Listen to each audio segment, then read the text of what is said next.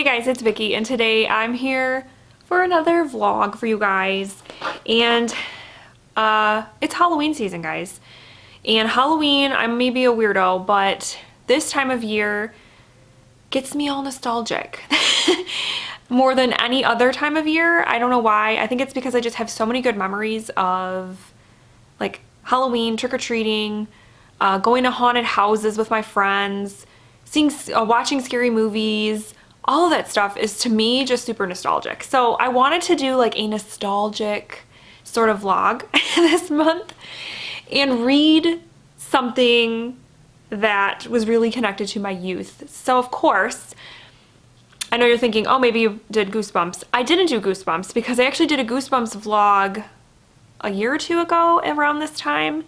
So this time though, in a similar vein, I decided to read some Fear Street books by R.L. Stine because I loved Goosebumps and I'm pretty sure I read every Goosebumps book. I was obsessed. Fear Street, I did read quite a few, but I don't think I read all of them. But I wanted to pick out some to read for this vlog that I know I read. I know for sure I remember reading them, loving them. Yes, so I, of course, to read the Fear Street books, I wanted to get the actual vintage editions, like what I had when I read these as I'm guessing I was a tween, because I was probably maybe like 5th or 6th grade, I think, when I read some of these. So I went on to Etsy because that's a great place to find a lot of vintage books and items. There's a ton of shops. That's where I found the majority of my Goosebumps books that I've collected. So yeah, I went to a shop on Etsy. The shop that I went with is called Magic Unique Treasures, and so they have all different sorts of vintage and collectible items. And I was super impressed with this package when I got it. So I actually have not opened the books yet because I wanted to do it on camera. But I did pick out 3 Fear Street books to read in this vlog that, like I said, I know I read back in the day. So, okay, so I got the 3 books, and they were pretty decent price, especially for like what they said the condition was. But then they also sent like all these goodies. I got this really cute bookmark that doesn't really necessarily have anything to do with like Fear Street. But then I also got this Fear Street one that gives you like a checkoff list of, oh, is it gonna focus? There we go. It gives you like a checkoff list of all Fear Street books, and you can like check them off as you read them. Super fun. Also got this, oops, I just dropped their business card. A cool Friday the 13th sticker. Even though I'm not a huge Friday the 13th fan, sorry. This is a cool sticker. And this awesome Goosebumps collectible card, which is from Monster Blood, which is one that I really enjoyed. So anyways, the 3 books that I got, I'm so excited to open this and see what the conditions are and stuff because, like I said, I've been waiting to do this. Okay, so it's just nice that they took such care in not only giving you the books, but like a bunch of other goodies as well. I think that's really nice. So, ooh, I might have to get some scissors because I don't know if this ribbon's gonna come undone on its own. Okay, so I got the ribbon off, and we have the 3 Fear Street books that I chose to read. And they are, ooh, okay, so they're not in too bad a shape actually. Yeah, the condition pretty much fits what they said. So, okay, the first one, I distinctly remember I owned this book. I know I did. So I know I read it, but I don't remember anything about it, and that is Haunted. I love the Fear Street covers, like all of them. They're just so cool. Okay, so this one, okay, this is like a little thing. It says, Melissa woke up screaming. The prowler was at her window, or was he? The recent headlines about a Fear Street prowler had everyone on edge. Her father now kept a loaded pistol in his bedroom. That made it even more frightening and real. Then the haunting began, her new car driving as if someone else had taken control. her birthday presents ripped open by unseen hands, an invisible force trying to push her out the bedroom window. Out of the shadows of her bedroom came a menacing figure. Who was he? Did he really come from beyond the grave? And why had he come to kill her? If Melissa doesn't solve the mystery fast, these questions will haunt her to death. Ha! So, good old ghost story.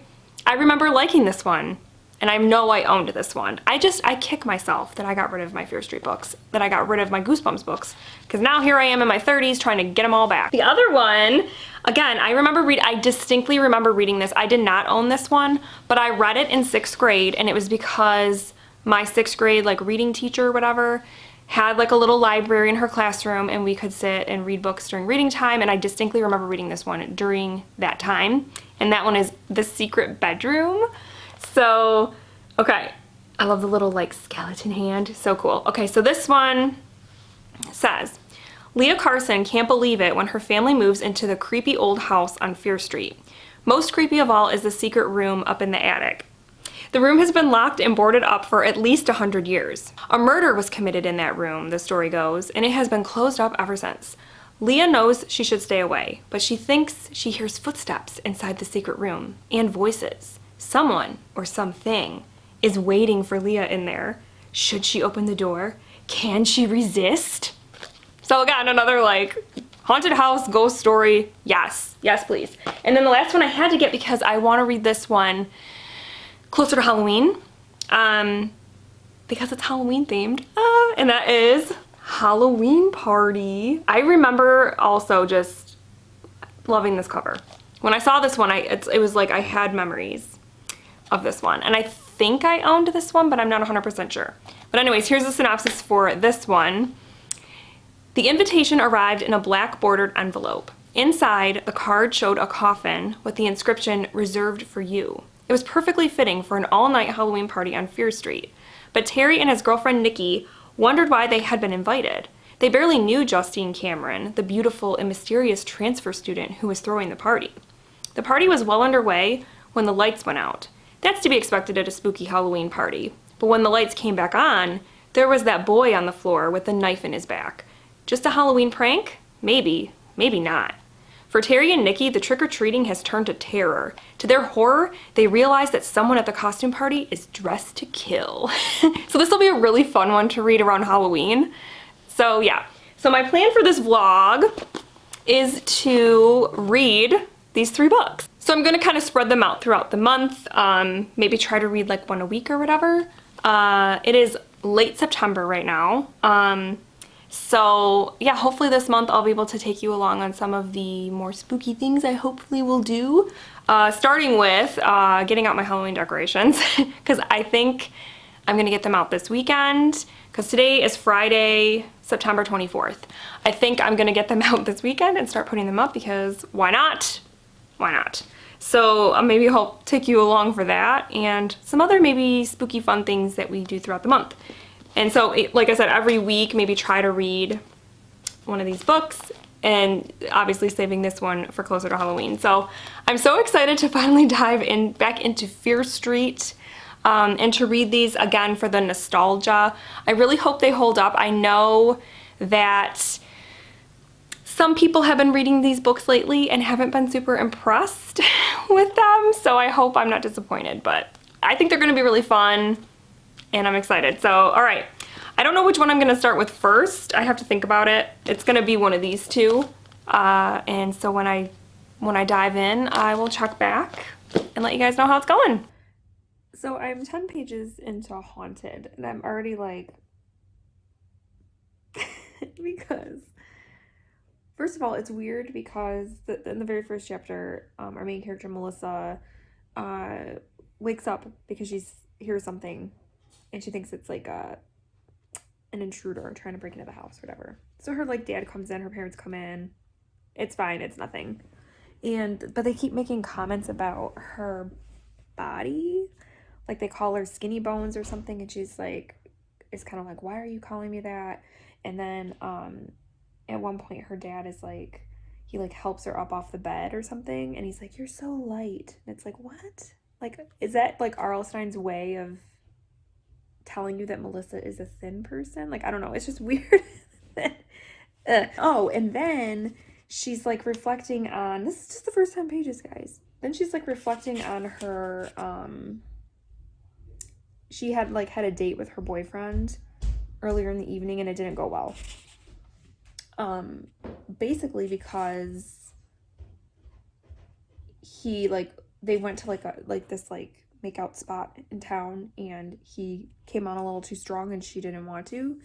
And so then she like, they got into like a fight about it, you know? And, so now she's like thinking about it and she's like, I'm just gonna read you what it says. She says, she blamed herself for spoiling their reunion date because he'd been on vacation for like 2 weeks, so they haven't seen each other in a couple weeks. So that's what she means by reunion date. Maybe she had overreacted. Sure, he came on too strong a lot of the time. Sure, he could be pushy, even selfish at times. But he really did care about her, and most of the time, he was a great guy. I'm like, oh, okay. He sounds like a great guy.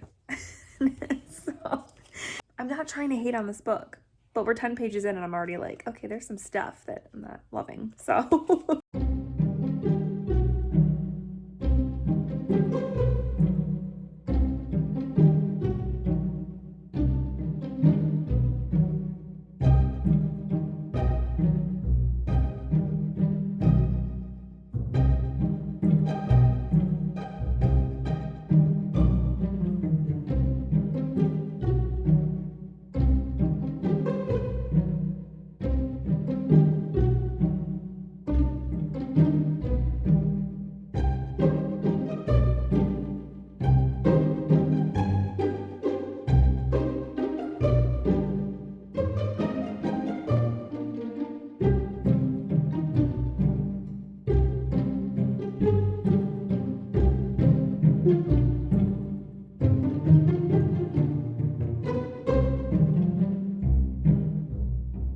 Hey, so I mostly got all my decorations up for Halloween on the inside of the house. As you can see, I even decorated my bookshelves, which I've never actually done before.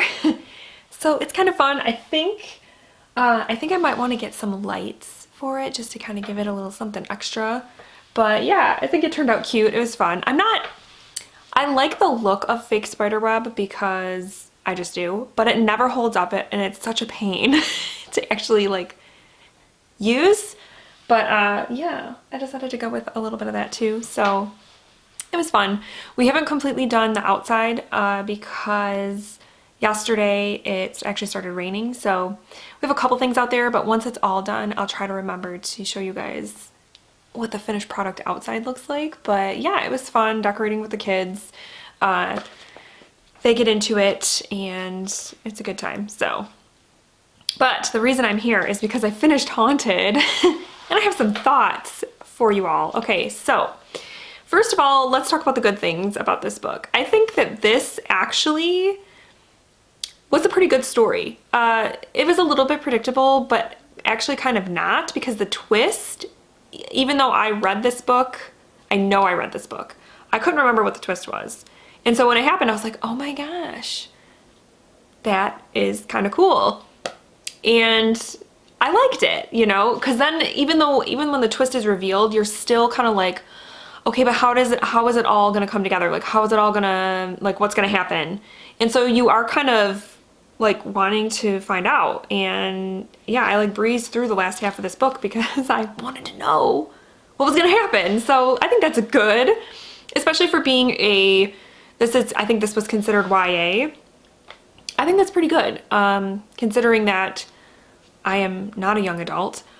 I enjoyed the story overall and thought it wasn't scary, like, at all. It had nothing, there was nothing scary about this, but it was like suspenseful. And like I said, kind of different. I don't think I've ever read a book with a twist like that, like a ghost story with a twist like that. So that was a good thing. I also loved the nostalgia in this, which is the whole reason that I'm reading these books, is because I want the nostalgia, the 90s nostalgia. And this has it. I mean, the fashion, like when he describes what people are wearing, I'm like, oh, that's so 90s. And he talks about like CDs and VCRs and like all this stuff that is just so not around anymore, basically. And took me back to those days, and it was fun and I liked it. However, there were some things in here that I thought were a little problematic. I talked about them a little bit when I like read the first 10 pages and was like, what is this? Yeah, there's definitely a lot of stuff in here dealing with like sexual harassment and like attempted rape. And so it was kind of disturbing because every male character in this book is basically a creep. Every male character. And they're all just, like I said, just creepy. The way that they leer at Melissa, talk to Melissa, it was unsettling for sure. And I don't know if that was done intentionally or whatever, but it was definitely there. And so it made the ending a little bit problematic for me. And I don't want to say what it was because I don't want to spoil it for people, but the way the book ended with knowing how events had unfolded throughout the book and even during the climax of the book, you're kind of like scratching your head. Where it was like, it was an interesting ending, but had some problems. And I think what was worrisome about it with the whole like sexual assault and like sexual harassment that was going on in this book, I guess it wasn't necessarily sexual assault, but definitely sexual harassment, was that Melissa, our main character, was so, she would like I mentioned in that first 10 pages where she has that scene with her boyfriend where he basically like wants to go further and they're making out and she stops him and then later is like, gosh, why did I do that? You know, like she does that a couple times in the book where I'm like, why are you apologizing? And then the other thing that was like, why is this happening? So many times in this book, Melissa, like the people in her life, her parents, her friends, maybe I think her boyfriend too at some point, they all make comments about her appearance like a lot. Like her hair is curly and like unkept and they're always like, oh my God, Melissa, like what's up with your hair?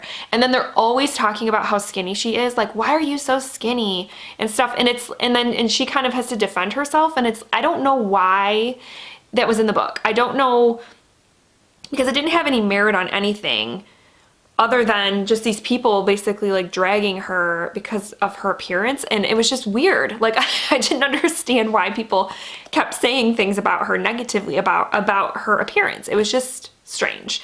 So again, from like an adult perspective, I don't know if I would have even picked up on it as a young, like as a tween or whatever when I read this. But like, yeah, the rapey vibes and just the weird like body shaming that was going on was a little bit troublesome. So overall, I'm not really sure how to rate this because if I'm just looking at the story, the plot, and the twist it took and everything, it was pretty good for a Fear Street book. I think it was pretty good. It actually had a supernatural element, which I know sometimes R.L. Stine, he does that where he makes you think it's something supernatural and it's not. In this case, there was a supernatural element for sure. And the twist in that I thought was good. It was good. It was entertaining. Like I said, the last half I was like breezing through because I wanted to know what's going to happen.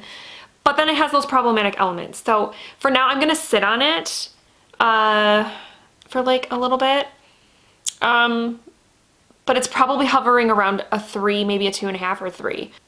But I'll let you know, maybe by the end of the vlog, I'll have a more solid idea of what I want to rate this. So now that I've finished Haunted, that means, because I'm saving Halloween Party for closer to Halloween, that means I'm going to be reading The Secret Bedroom next. And again, this is one that, like I said in the intro, I know I read, I don't think I owned, because I remember reading it in school, like borrowing it from my teacher's little classroom library in 6th grade. And I wish, I used to have like my 6th grade reading journal where we had to write in it every week about what we were reading. Like we either had to, I can't remember if we had to just like write like a journal entry or if we had to write to like another classmate about what we were reading. I feel like that's what it was. And I remember writing about this. So I might have to dig through my like savings box and see if I can find it and see if I say anything interesting about The Secret Bedroom. If 6th grade Vicky has any deep thoughts on The Secret Bedroom. But in the meantime, I'm gonna start this and let you guys know how it goes. So I'm in my basement and I was going through my savings box trying to find that journal that I was talking about where that I had in 6th grade for my reading class, where I'm pretty sure I talked about the secret bedroom, and I could not find it, which I'm so bummed about because I would have loved to share that with you. But I did find some other things in my savings box that just were like so 90s nostalgic, in my opinion, that I thought I would share them with you because why not? We're talking about nostalgia in this vlog. So, okay. First thing I have to show you guys is the old school trolls. How many of you guys had these? I had so many of these, and this was the only one that I kept. I don't know why, but I had a million of these. These were the coolest. I had like little ones, big ones, naked ones that had like little gems on their belly buttons. But this was the one that for some reason I wanted to keep. So we got him. I have my last CD player, a portable CD player that I ever had. I put a big sticker on the front of it. This was probably the 3rd one that I owned because, you know, I went through them a lot. But this is just so 90s nostalgia for me. I would take my portable CD player with my headphones, which I don't have anymore. I don't have the headphones, but like when I had to ride the bus and stuff, and I'd like sit there and jam, and I had like a little CD case that held like 5 CDs that I would keep in my backpack, so I could switch up the jams when needed. So yeah, I'm glad I kept this because it just brings back memories.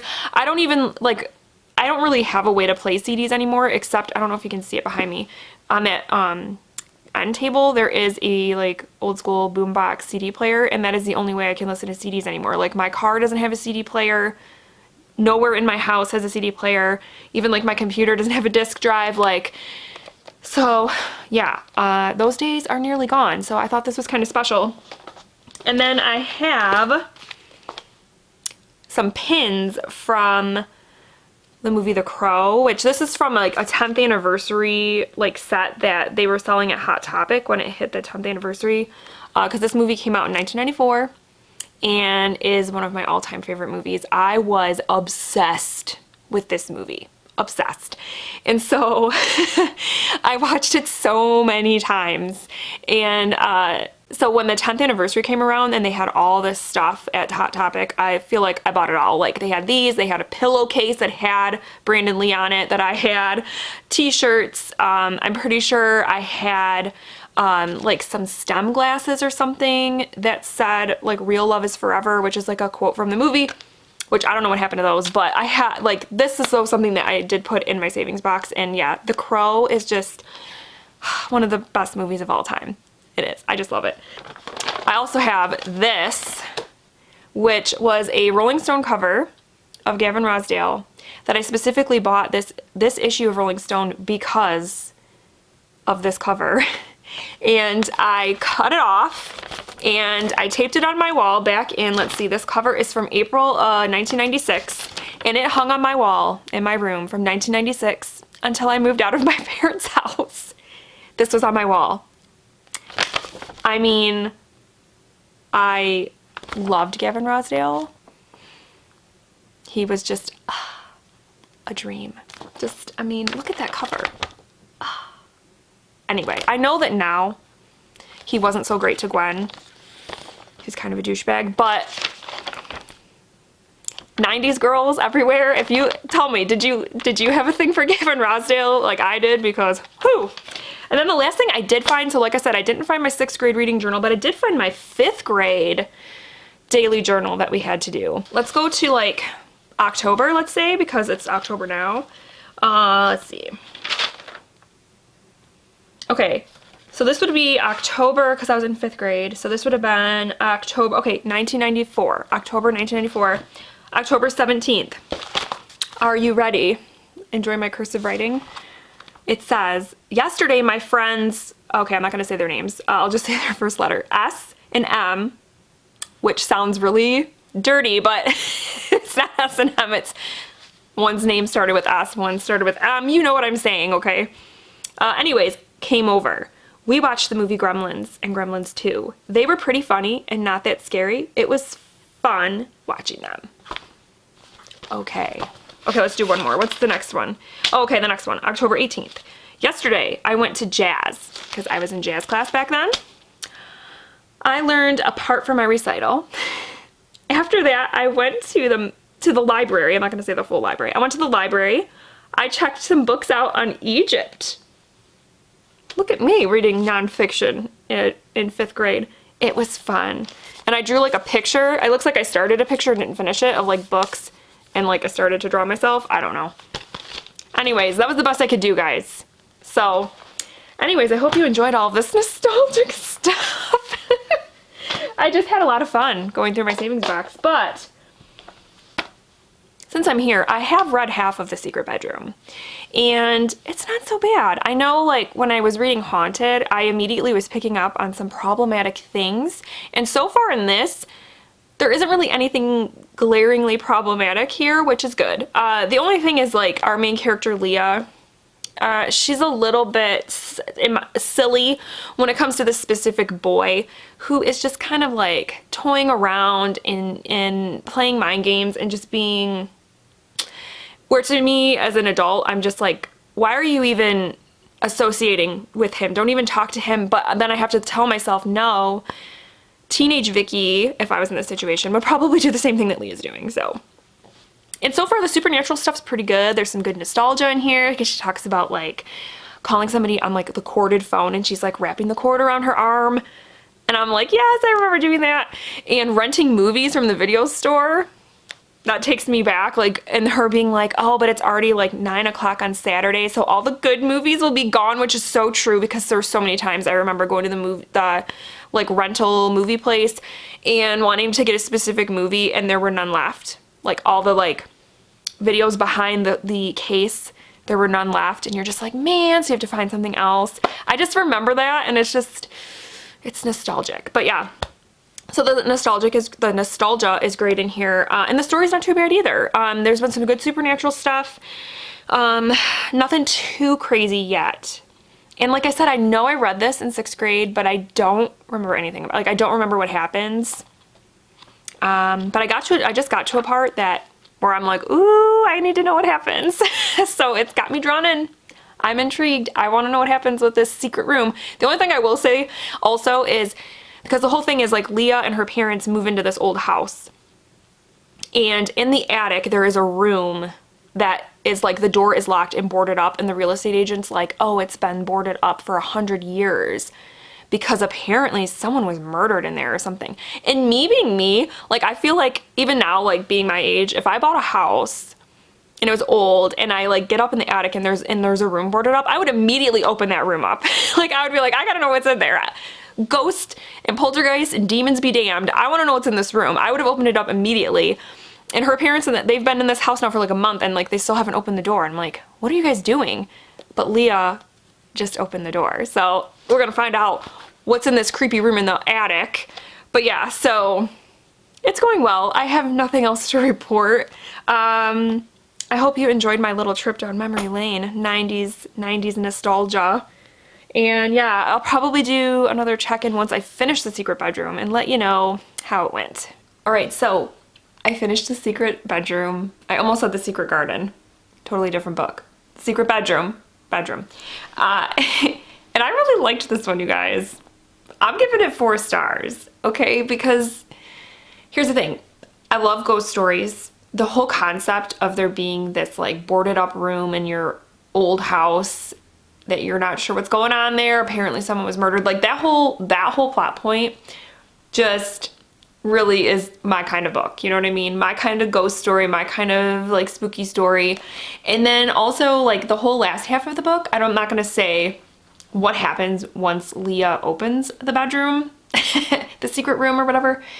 But, like, the whole last part of the book, I thought was great. There were definitely elements of it that I even thought as an adult were pretty creepy, because it touches on an aspect of horror that creeps me out. So I thought it had some pretty great horror elements, and I think this one had a good mix of, like, scary horror stuff and also, like, teenage stuff, because I think I mentioned in my last clip that Leah likes this guy who has a girlfriend, but he's kind of, like, playing games with her. Like, he keeps, like, asking her out and then canceling the date or not showing up because his girlfriend obviously is like, what are you doing?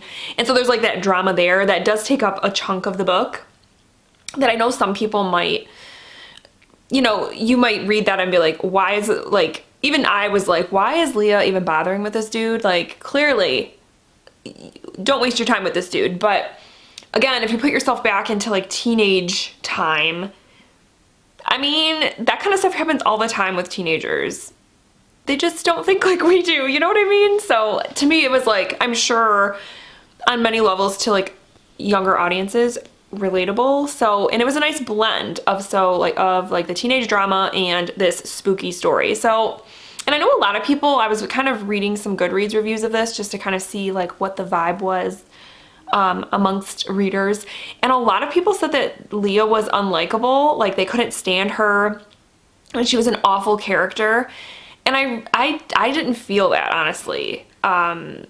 I mean, she definitely was flawed, especially like with the stuff going on with the dude and the dude who has a girlfriend.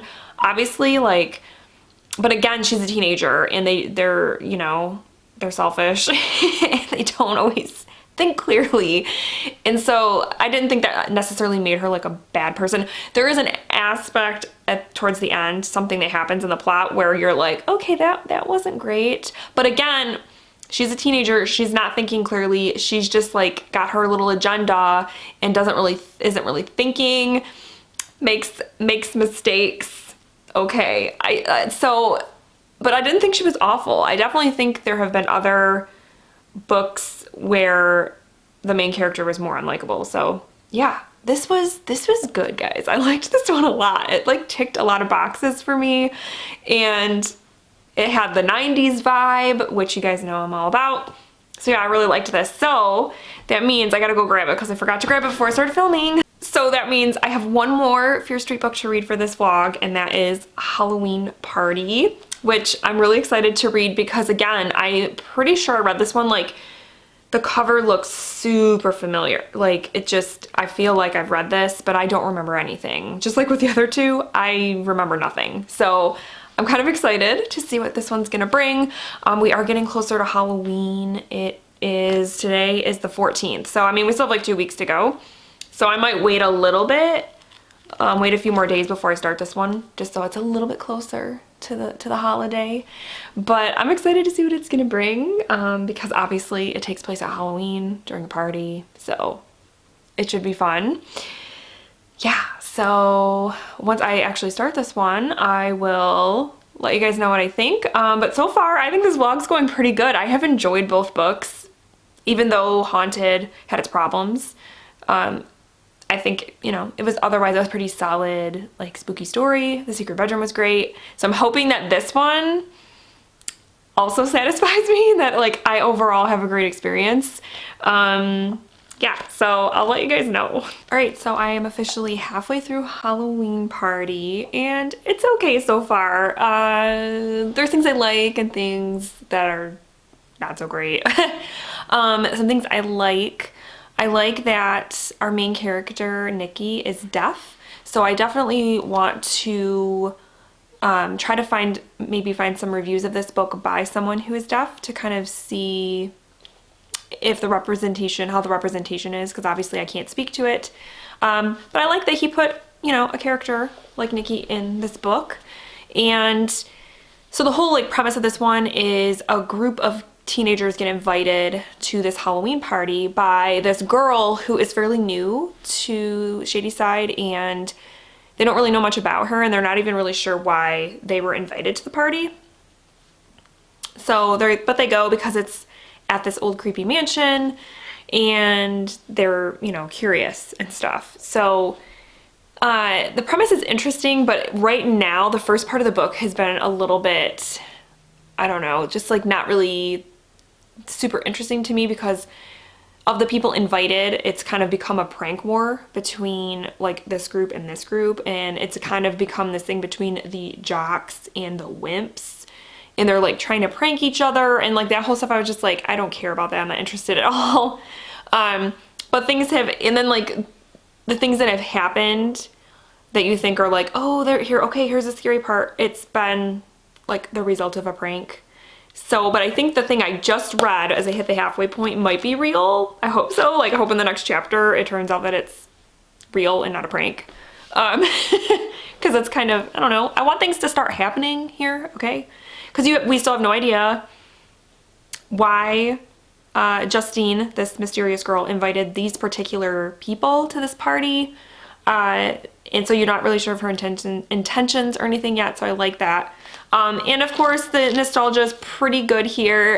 There hasn't really been a ton of stuff to really put you in the 90s, other than there is one part when they were talking about like a series of pranks that were going on, like as the different groups were pranking each other. He incorrectly used the word dissing. Like he said, oh, and so dissed so-and-so by putting a fake, I think it was like a fake rat or a fake snake or something in his locker. And I'm like, that's not what dissing is. Dissing is when you like you say something to put them down. Has nothing to do with like pranking them or putting something in their locker. Like, so whatever. But anyways, diss, and just that word alone is, to me, kind of like reminds me of my younger years. But yeah. So yeah, so far this one isn't like amazing. I'm definitely intrigued though, and I want to know why they're at this party and, you know, what's going to happen. So it's fun so far in that respect. I just hope that the next, you know, the last half is more like real stuff and not just like the characters trying to like prank each other. So yes, but definitely getting the vibe that Justine's intentions are sinister, which is cool. So, all right, I'm gonna keep reading, and I'm gonna keep reading, and then I will check in with you later.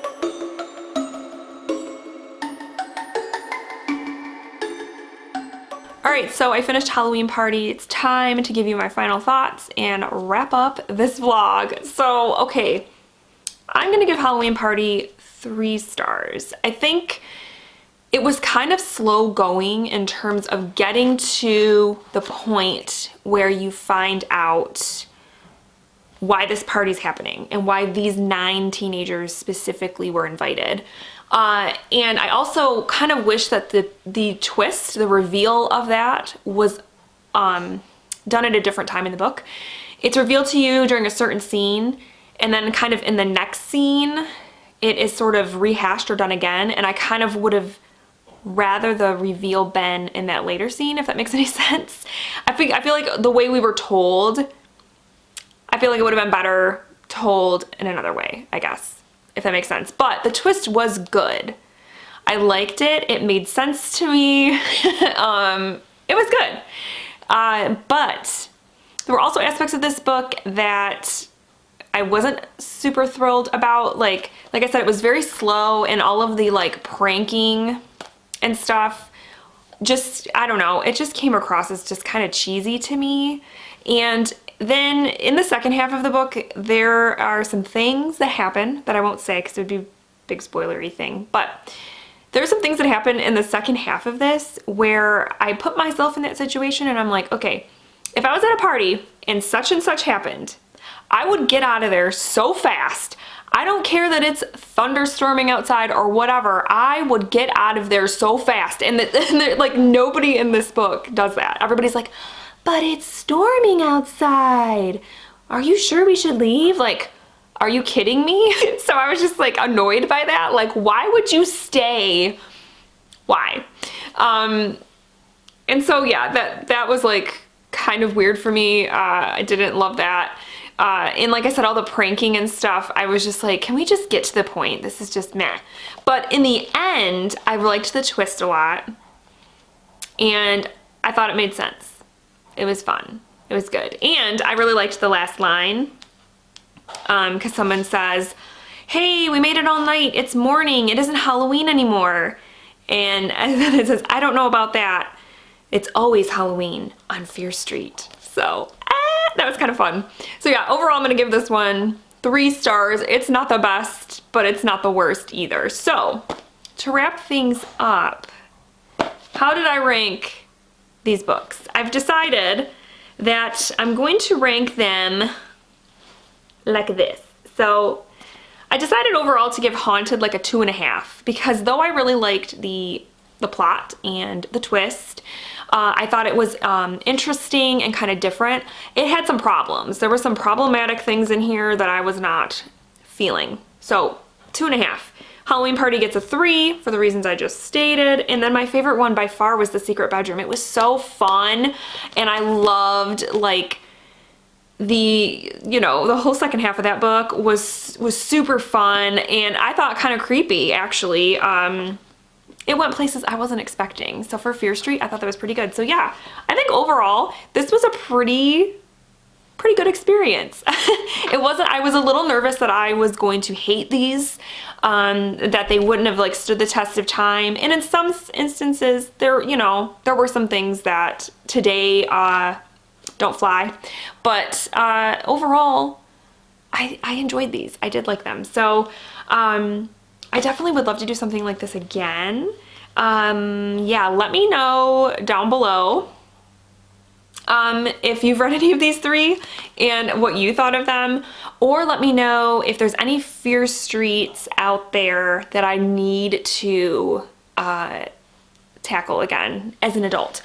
I do have the only Fear Street books I kept as like from my childhood. Let me go grab them because I don't even remember like what it's called. It was a trilogy. Hold on. So yeah, these are the only ones I kept from my childhood. It's the Fear Street saga where the terror began. So it's The Betrayal, The Secret, and The Burning. I would love to read these sometime. I think that would be really fun because I remember just loving this, and that's why I kept it. But let me know if you guys would like me to do something like this again with Fear Street books, and which ones you think I should tackle or attempt to tackle. And I will try because I think it would be really fun. I loved kind of the whole 90s vibes in the books and just that whole like nostalgic feeling that reading these books gave me. It was exactly what I wanted in the vlog. Like I wanted the spooky stuff and all the fun Halloween vibes, but also the nostalgia, and I totally got it. So I would definitely be down for doing this again if you guys would be interested. So let me know if you would like that and what Fear Street books I should attempt to get my hands on. So okay guys, that is it. I hope you enjoyed this vlog. I hope that you liked all of the nostalgia and stuff, especially if you're a 90s kid like I was or am. I'm still here. Yeah, it was a good time. So I hope you guys enjoyed it. I hope you have a happy Halloween and I will talk with you soon. Thank you so much for watching. Bye.